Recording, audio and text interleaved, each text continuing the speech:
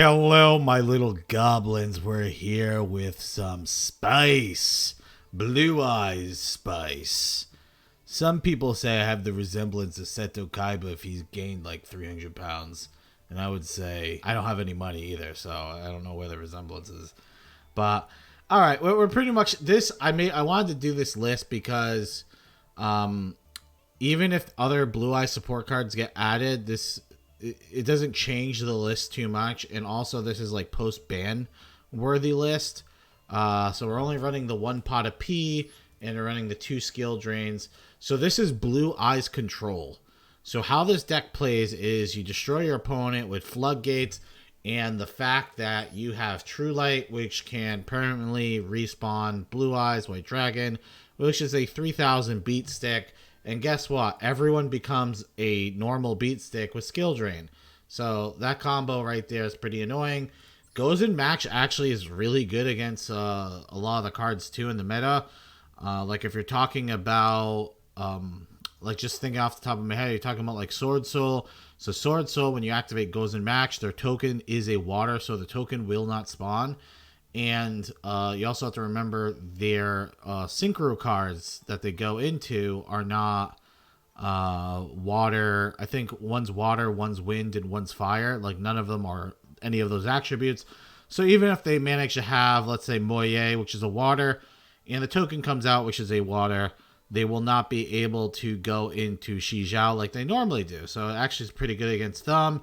It's also really good against, I would say, prank kids. So there's a fire, earth, wind, and water. So it would actually be very good against prank kids as well, because they're not going to be able to pretty much do anything they want to do. So Goes in match actually hoses a lot of decks out. And I was actually thinking about putting up to three copies.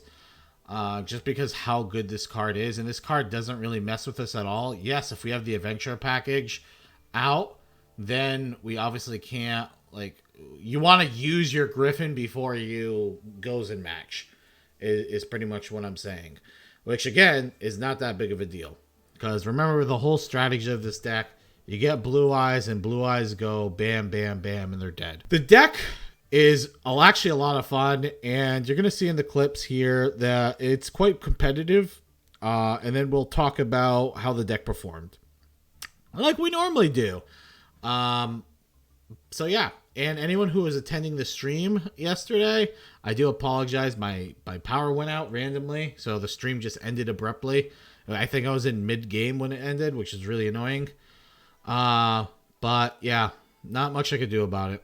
But let's get this video out, and let's see what you guys think about Blue Eyes White Dragon. All right, we are here for game 1, and we actually have a very good opening hand. The only unfortunate thing here is we're going second, and this deck doesn't perform very well going second. I mean, you could still do what you need to do, but when they set up like a massive like board, it's gonna be hard to deal with. Our opponent is playing Evil Twin, which again is really annoying because he's going to be able to pop one of my back row if I just set and pass, and that's also annoying. The good thing with Whitestone is with Whitestone and Bingo Machine Go, I should be able to get at least a Blue Eyes White Dragon with a True Light into my hand, but we have to watch out for the pops. First things first, we're going to use our adventure, and we get Ghost Spelled.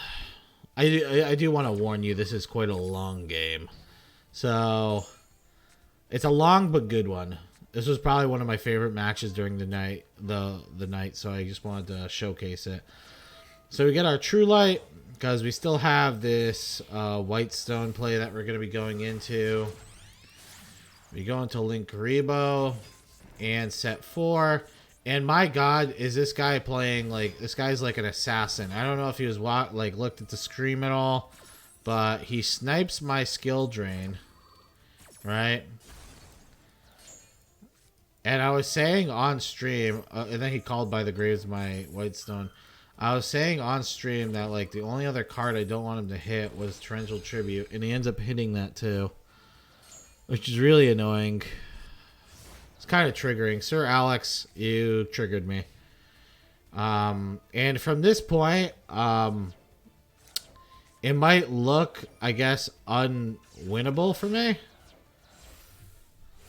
Because you might be accurate on this. Am I showing a loss? It's possible.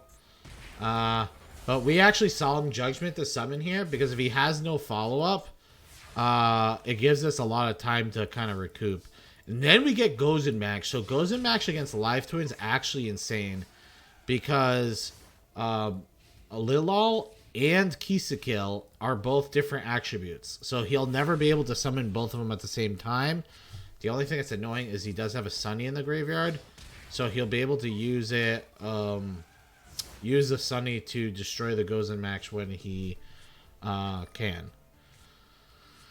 Once he's able to get out a one monster. So he finally gets a search. He's going to add that the Live Twin. Here I was debating whether or not I use it, but I kind of want him to waste resources because at the end of the day, there's only so much Lilals and Kisakills they have in the deck. They usually just run 3 basic ones of each, and then like 1 or 2 of the other ones, like the other versions of it. So I'm just trying to waste his resources at this point. But yeah, we get Ghost Belled again. We're pretty much getting spam hand trapped. We're playing against mono hand traps with a splash of Evil Twin. But we're still in it, dude. We're at 4k life points.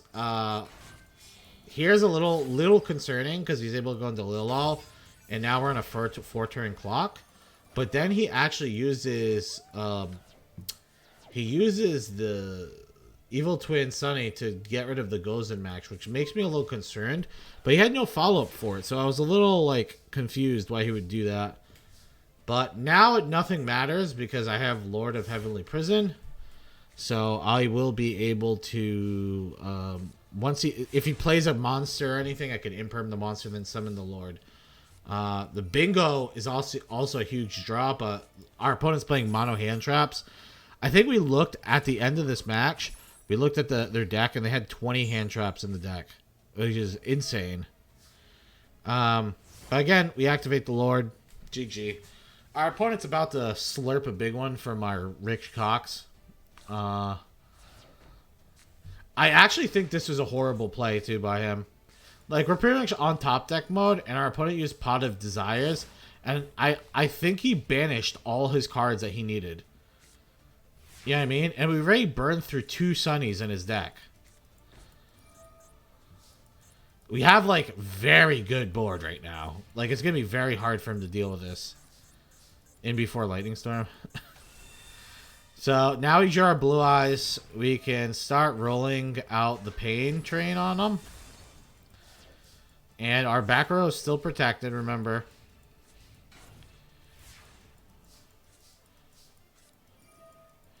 And now we're going to be able to go into Blue Eyes. So this card is actually insane too. So if you guys don't know the secondary effect of Blue Eye Spirit Dragon, right? It has an effect where you can negate a card that's activated in the graveyard. But it also has a second effect where neither player can summon 2 or more monsters at once. Which is specifically good against Evil Twin. Because if he goes into Sunny somehow, like if he goes into Sunny, right? He's not going to be able to use Sunny's effect, because the Sunny's effect summons both of these cards at the same time, which Blue Eyes will prevent. So Lightning Storms are attack monsters, which I think was stupid to begin with. But maybe it's because he didn't see the value in destroying True Light. But we protect the Spirit Eyes anyway. And it was GG. Our opponent had nothing else, and we grinded him out of the game because of the power of Control Blue Eyes. Here we are for game 2, and I know it looks like we're the villain playing all these skill drains and all this other stuff, but you remember our opponent's playing scummy stuff too, so screw them. They max see me, which is hilarious. I mean, they're going to get 1 draw out of this. I mean, they really don't have a good maxi anyway against our deck. So, we just set 4. We have pretty much 5 cards in the back row. We call it a day. They activate Fateful Adventure. We activate Griffin because we're going to negate the search on the Fateful Adventure. And the reason we're doing that is because skill drain has no value right now. So, like, if he plays a card and we flip up skill drain, it's going to negate the value of Griffin. So we just use Griffin as soon as possible. And then he's going to quick launch. And here, I opted to go for the Imperm because, again, Imperm isn't useful if skill drain's on the field. So I'd rather just Imperm his Striker Dragon now, right? And if he has a follow-up to it, then we can skill drain. So we bait the follow-up, and now we can skill drain.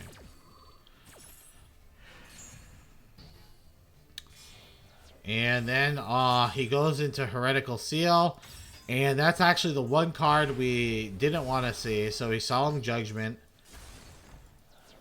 And if you're wondering why we Solemn Judgment that, is because he can just get rid of our token. We should get rid of Draco back.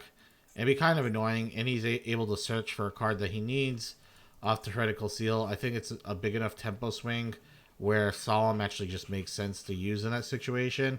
Because if you guys don't know, this card tributes itself.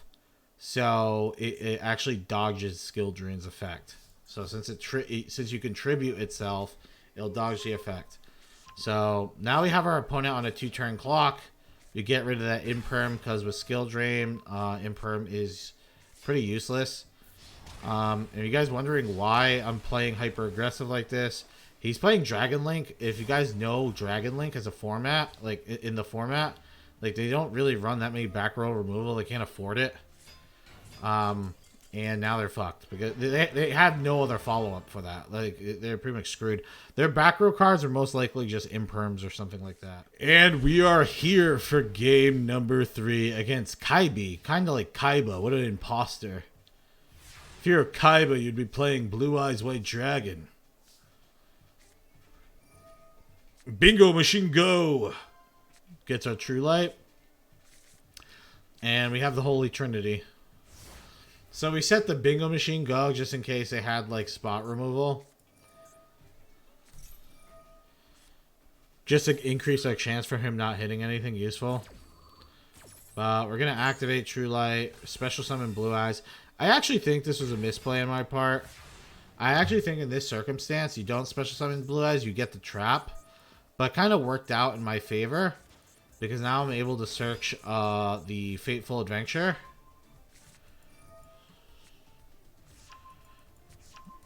I'm able to play the Fateful Adventure is what I mean. But I still think getting the trap was probably the better play. We're going to go into Christian Halki Fibrax. He's going to Ash the Halki. So if you guys are wondering why we play Halki in this deck, because you're like, oh, that doesn't really make sense. It's pretty much to go into Baron de Fleur. So we activate True Light. He activates Ghost Bell. Dude, a lot of people have been playing Ghost Bell. Our opponent's playing mono hand traps too. We're playing real cards. We're playing cards that are actual like cards. And our opponent's playing hand traps. So we're gonna activate True Light at the draw step because we're gonna activate Halki on his first ability. So he's gonna activate Sword Soul Emergence. We activate Halki here, and this is kind of annoying because he max sees us.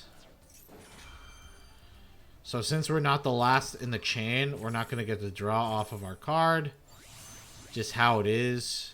They're going to be able to draw 2 from us though.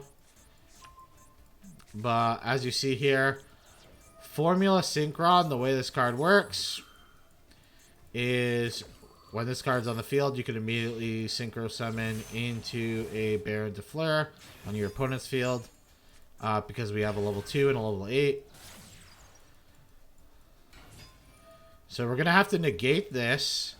But remember, we have skill drain. So we don't really care anymore. Like, we're sitting pretty. Then he plays Moye. So now we flip up the skill drain. We got value from the Baron. So we don't even care about the Baron's negate anymore. And our opponent's just going to eat the dust, dude. Like, we're savage businessmen, right? I have a YouTube channel. That's pretty close to what Kaiba was doing, I think. So we're savage businessmen, and our opponent's about to feel it. And we Solemn Judgment just because it's the last card that, like, his last out to actually do something. But even if we didn't saw him there and we played like even if we didn't do that, right? Our opponent was actually just fucked because I'm going to be able to spam Blue Eyes White Dragons and just run it into his cards.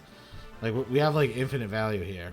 So, GG, he surrendered. He got absolutely demolished by... Hello and welcome to Game 4. Welcome to the Spice Fest. Zelkos is about to get our Belkos. I don't know. I really don't know what I was doing there. We're going to play our Royal Rare Rite of Emirs here. I still believe if you're playing a Royal Rare card that makes a token, the token should be Royal Rare too. Who's with me? I feel like that should be for any card. So if you have like an Insect Queen that makes like little insect tokens and it's Royal Rare, it should make Royal Rare insect tokens. I don't know why they don't do that. Makes no sense. Our opponent's playing, what, Onomatopoeia? We're just going to Griffin Rider that. Because it's cringe. And then they activate another one. And then we're going to Solemn Judgment to tilt them. Now, if our opponent has Lightning Storm at this point, we probably Scream. But I feel like if we had a Lightning Storm, he would just activate Lightning Storm. Right? And then we Solemn Warning, the card he summons. And I was very surprised that he even continued playing the game. Because I probably would have left. We add that Wandering Griffin. Discard the Draco back. This is why you're not greedy with it. Because now we're going to be able to have all these cards plus the Lord of Heavenly Prison in case anything happens. Opponent takes 4K and Zelkos is about to get... I can't think of anything good with Zelkos. Zelkos is about to get the dose. I don't know. Maybe that was bad. We're going to negate this card's effect. And then they're going to end their turn. We're going to add Wandering Griffin to hand. We get rid of the Lord. No reason to even have the Lord anymore, to be honest. Bounce. Bam. Bam. I know that was a relatively, like... Oh, that I didn't even see Blue Eyes White Dragon. I just wanted to showcase the fact that Adventure with, like... Stunlock cards, you're just going to win the game too, a lot of the time.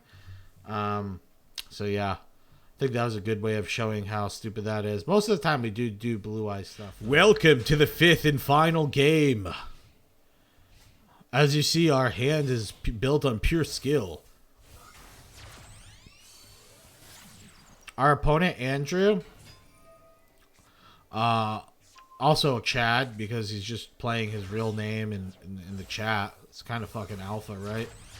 Or what are we calling them? Omega people? How is that even working? There's alpha, beta. Is it gamma? I'm on gamma mode. Well, how does that work? He's playing like a Code Talker deck, but with like a Salomon Great package. But I'm trying to think of how that works. Gamma. Omega. Is it Omega? Dude, what's the new thing people say? Fucking alpha. Alpha male. Sigma. Yeah, so Andrew's a Sigma male. Why did I think it was Gamma? Yeah, Andrew's a Gamma male. So stupid. So we know our opponent has a Cyanide Conflict. Kind of aggy. But honestly, I think we'll be fine. So if you guys don't know True Light, so True Light, the secondary effect's actually really good on it. Because it lets you search for a spell and trap that you don't have in your graveyard. So since we don't have Bingo in our graveyard, we can actually search for Bingo, which will get us our Blue Eyes. Which is our big payoff card, obviously. So we're going to activate that Wandering Enchantress. We're pretty much trying to bait out his trap at this point. We're going to attack. We just want to bait out the trap. Plus, we have this Gozen match that's about to go crazy too. Because he has 2 lights and an earth. We'll be able to... Most likely he's going to be getting rid of Transcode Talker. Because... there's no way he's getting rid of the Firewall Dragon. So this, I thought this was crazy because our opponent let us normal summon the Ash. He didn't bother bouncing with Firewall, right? And I was like, okay, then I just go into Baron to Fleur, right? But nope, he had Droplet. I didn't know he was gonna have Droplet, but it's kind of hard to know something like that's gonna happen. You know what I mean? Again, we went second this game, so not much we could do about it. I'm showing you the weaker points of the deck, right? We're gonna flip Gozen Max in the opener. He keeps a Firewall. We're on a 2-turn clock here, and I was actually kind of intimidated here because I was like, oh, we're kind of fucked. But then I was thinking, I was like, no, because once I get Blue Eyes rolling, Andrew's just fucked, right? We're gonna add the Blue Eyes to hand. Like, there's no way, because I don't think these decks run back row removal again. You're not running back row removal against me with my Blue Eyes deck. You're just screwed. And bam. So this card's really strong because when True Light, when this card's destroyed, it destroys all your monsters. But if you activate this card, it won't actually destroy your Blue Eyes White Dragon. It won't destroy the target, your card you target, the Blue Eyes card you target. He called by the Graves. And here, I got hyper aggressive and just activate the Solemn. I actually think this Solemn was bad. So I'm going to tell you why. Because Blue Eyes White Dragon, I didn't really need to kill both his monsters. I could have just killed this and just let this stay, and it would have been completely fine. But I wanted to just end the game faster. And I was also getting another Blue Eyes with the White Stone of the Ancients, so it literally did not matter. If anything, I just opened myself to getting Regeki'd or something. You know, like, for him to have something to stop me. I really wouldn't have stopped me much, but I opened myself up for it. Andrew got fucked, is what I'm getting at. And rightfully so, because we're playing the best deck in the format. Alright, we're here at the results of the deck. How good is Blue Eyes Control? Well, I'm going to tell you, it's very good. Climbing on the plat ladder, we're able to climb very fast. And we had a little over a 90% win ratio on stream. On stream, we went like, I think we went like 11 or 12 in 2. So we had like 11 or 12 wins and 2 losses. So it was over a 90% win rate. And off stream, actually, is that a 90% win rate? That might be off. I might be lying to you guys. Let me fucking pull up the calculator. Let's say it was a 11 and 2, so that's 13 games. So 11 divided by 13. It's 84% win rate. Fuck, I was off. That's 85 if you want to round it. So we had an 85% win rate on stream. Okay. And off stream, because my power went off 2 hours into stream, which was really annoying. Went off in the middle of a match. We're not counting that game. That game was 100% won, though. There's no way I was losing that. Off stream, we ended up going 100% win rate. We won like another 5 games in a row. So overall, the deck I had, like, it was a 16 and 2 win rate, which is actually pretty nuts. We climbed to plat 1. I didn't want to climb past plat 1 because it's the end of the season, and this account I am 100% not fucking grinding to Diamond 1, so there's no point. It just makes more sense gem wise to just hit plat 1 and just stay there, because I get reset to gold 5, right? And I can farm all that up for gems. So if I'm not going to bother pushing for Diamond 1 on this account, there's no point in me doing it. But yeah, and I know there's going to be people complaining that, hey, you didn't play games in Diamond. You know, I'm playing on different accounts all the time. I'm not going to be grinding up every account to Diamonds. It's just, that'd be stupid. But the games at least I was playing were competitive. They were against people who at least knew what they were doing, and they were playing competitive decks. So whatever.